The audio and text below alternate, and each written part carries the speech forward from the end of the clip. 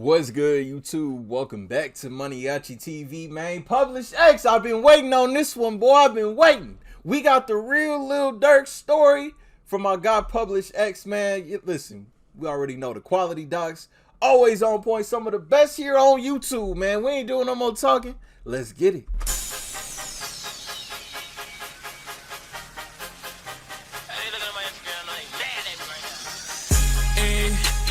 They look at my Instagram for motivation. Waiting on me to fall off. I told they better keep waiting. That's what it is. That's what it is, man. What's your name once again for the people out there in Zach TV 1 Land? Chicago, Illinois. RP Zach TV, man. First and foremost, man. Real OG with this shit. RP Zach TV. For real. That's what it is. That's what it is, man. What's your name once again for the people out there in Zach TV 1 Land? Chicago, Illinois, man. Lil Dirk, Inglewood area. Whole city, man.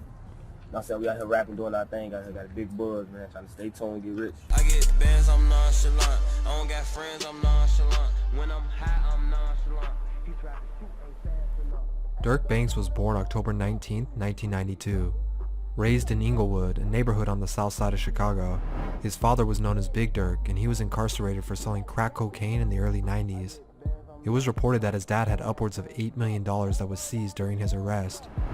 After this, Dirk took on a lot of responsibility as he was considered the man in the house. With his father gone, his mother and family struggled for the basic needs to get by. He says there were times where he couldn't eat because there was no money for food at home. I'ma stand 10 toes like 100 dimes. I love your ass to death, say it 100 times.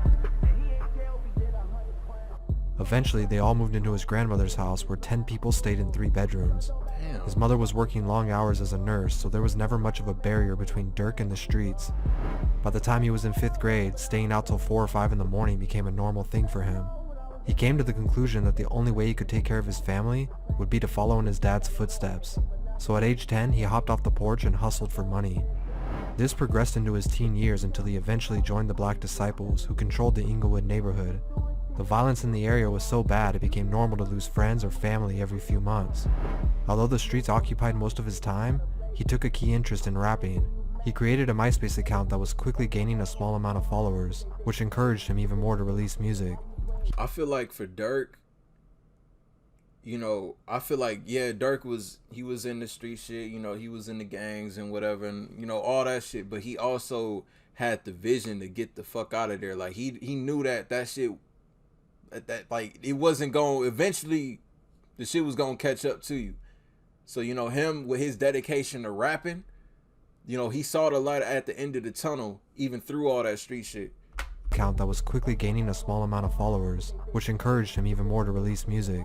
He and his childhood friends created their own brand called OTF, or Only the Family. But juggling school and becoming a dad at just 17 was becoming hard to manage, so he decided to drop out altogether in order to pursue his career. He started dropping music around 2010 online. It's like I said, like, he could have easily just stayed in the streets, you know, fast cash shit.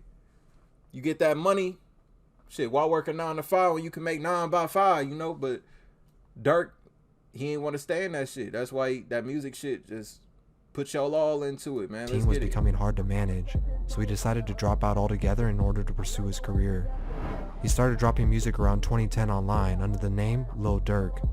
Initially, his style was heavily influenced by Lil Wayne, and most of his songs were just remixes. Man. But from 2010 to 2011, Dirk started to find his own unique sound. At the time, there were a lot of rappers from the nearby area who were all trying to get heard. This included Chief Keef, Fredo Santana, Lil Reese, SD, Lil Durk, and more. Because they were all part of the Black Disciples and friends with each other, they formed another group called 300. Dirk still had his OTF, but he was a part of the larger group 300 now. This meant they could click up and benefit from one another as all their popularity grew. Dirk released a song called I'ma Hit It in March of 2011, and he recalls it getting over 10,000 views. It was a small victory, but at the time, this reassured him that he was on the right path.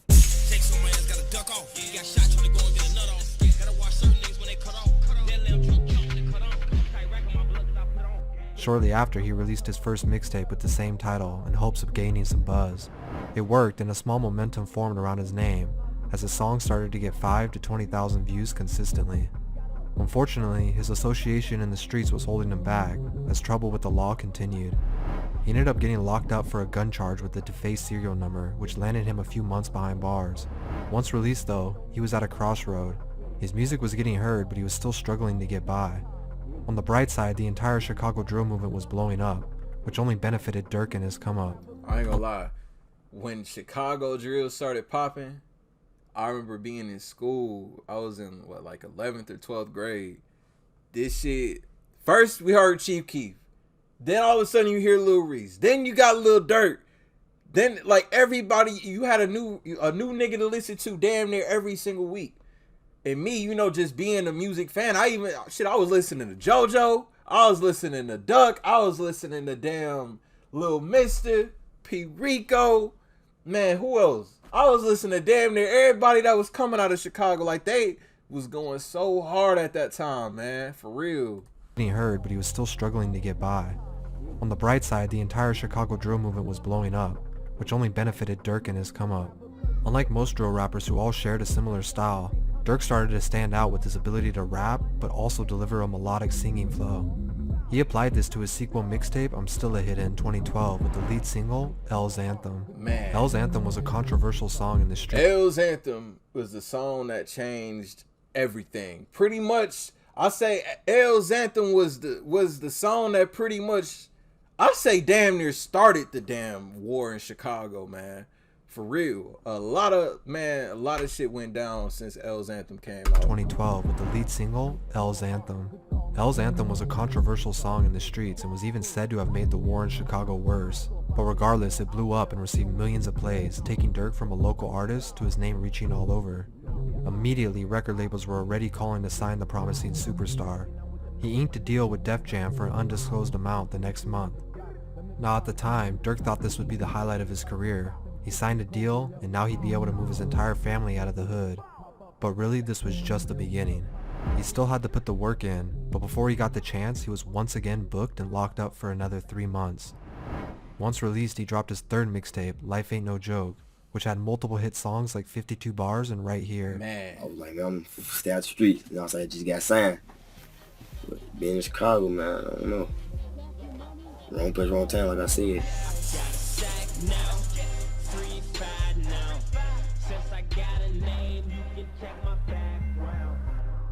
Going into 2013, Lil Durk was riding a wave of momentum, and it seemed like nothing was going to stop him.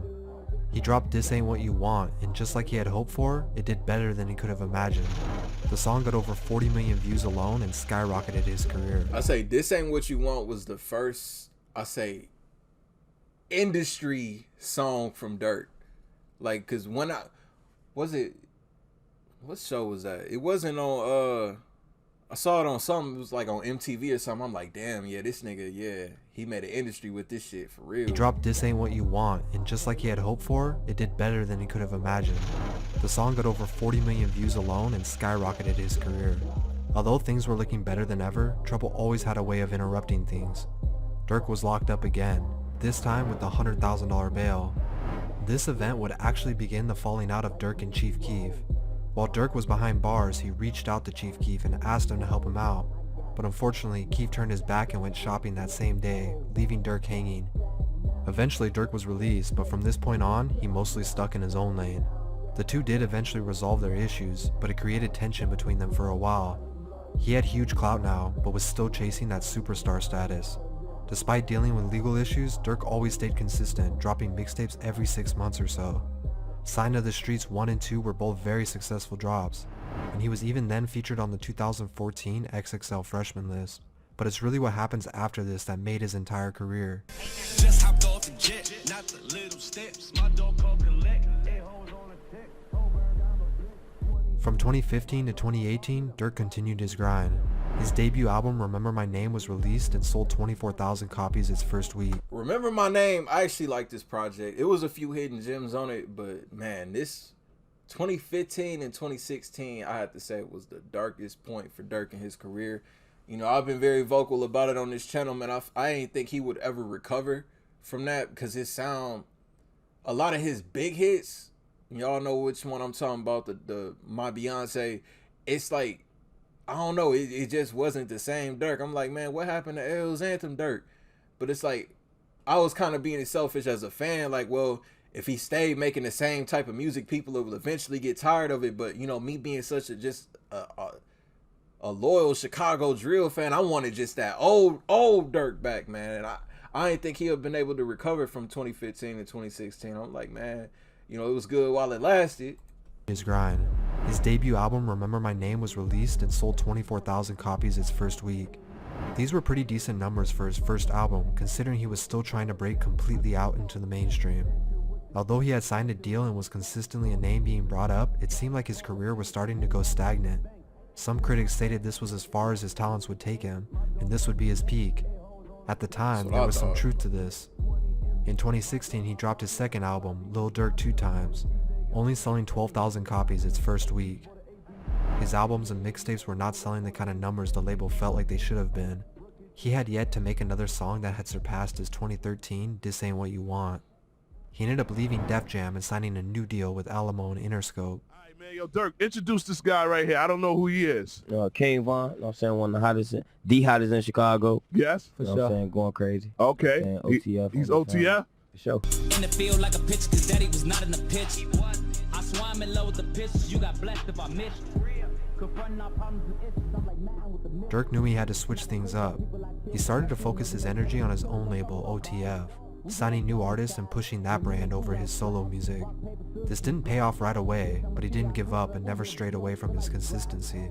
He released a collab tape with the other OTF artists called Only the Family Involved, shining light on these other artists. That project, yeah, that was what Dirk needed, man. So him taking that time to really focus on his label and his brand, I feel like was what really revived his career, man.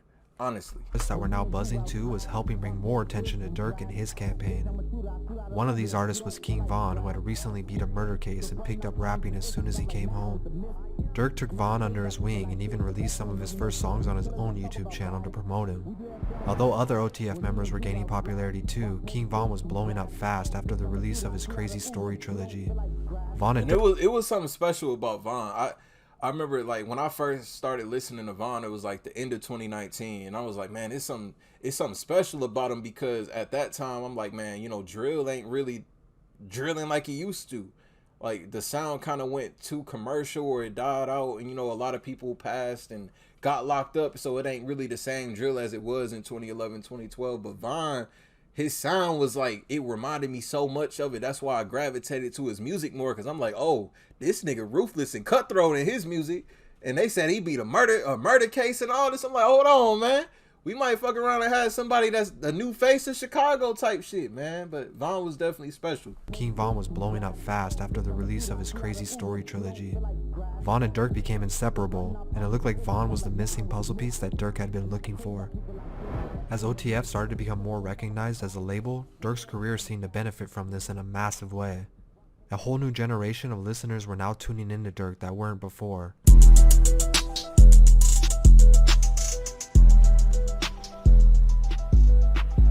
With Von and Dirk now leading the Chicago music scene, the publicity made them household names.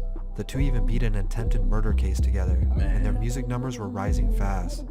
Love Songs for the Streets 2 dropped shortly after and showcased his improvement. This would be his most successful tape to drop at this point. This is when he started to gain more of a mainstream recognition. By 2020, Lil Durk was getting gold and platinum plaques for almost every song he touched. His two albums that year, Just Cause Y'all Waited and The Voice, would both peak at number 2 on the Billboard and both went gold.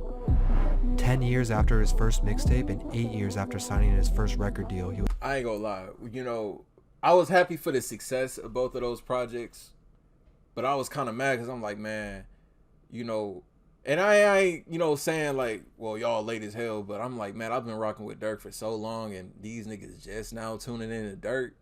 Like, I've been listening to this nigga since L's Anthem and keeping up with everything he been dropping. And now he's finally getting that recognition. I'm like, man, but better late than never though, right? But 10 years later, and then everybody want to say, oh, Drake put Dirk on. The fuck you mean Drake put Dirk on? Like, come on now. I mean, yeah, it's probably some new people that started listening to him after that, but I'm like, man, like, Dirk been putting in the work, but niggas be thinking that Dirk's some new nigga or something. Like, come on, man. albums that year, Just Cause Y'all Waited and The Voice, would both peak at number 2 on the Billboard and both went gold. 10 years after his first mixtape and 8 years after signing his first record deal, he was finally considered a frontrunner in the rap community. Unfortunately, King Von would also pass away that same year, and that's just one of the people close to Dirk that he lost along the way. With Von gone, Dirk continued to keep his name alive and pushed his OTF brand even harder. As his name grew, so did his associates. In 2021, he was featured on both Drake and Kanye West's studio albums, proving he had solidified his position at the top, surpassing the careers of pretty much everyone he started with, and even OG fans were somewhat surprised to see how large Dirk had become. Unlike a lot of artists who peak shortly after their first breakthrough song, Lil Durk is one of the few who was patient enough to wait over a decade to reach his full potential, and he's still growing to this day. I can't wait for this new album, man. I think somebody said it dropped March 11th. I know Von dropped on the 4th, so Von dropped next week. Dirk dropped the week after. I'm actually very, very excited. Like I said, I hope Dirk kind of gets back on his roots for this album. You know, probably 1 or 2 industrialized tracks and, you know, whatever, man. But I want him to get back to that, man, you know, the Dirk that we all know and love type shit, man. I want to see him on some real hard drill shit, for real, on the project. But nonetheless, though, I'm excited for it. Shout out Publish X, man. I fucked with this heavy. The real Lil Durk story, link down below in the description for y'all to check it out in its entirety, uninterrupted. Y'all new to the channel, y'all rock with me, want daily reaction videos, hit that subscribe button, follow me to the next video. I'll see y'all then. Thank you for watching MANIACITV. I'm out.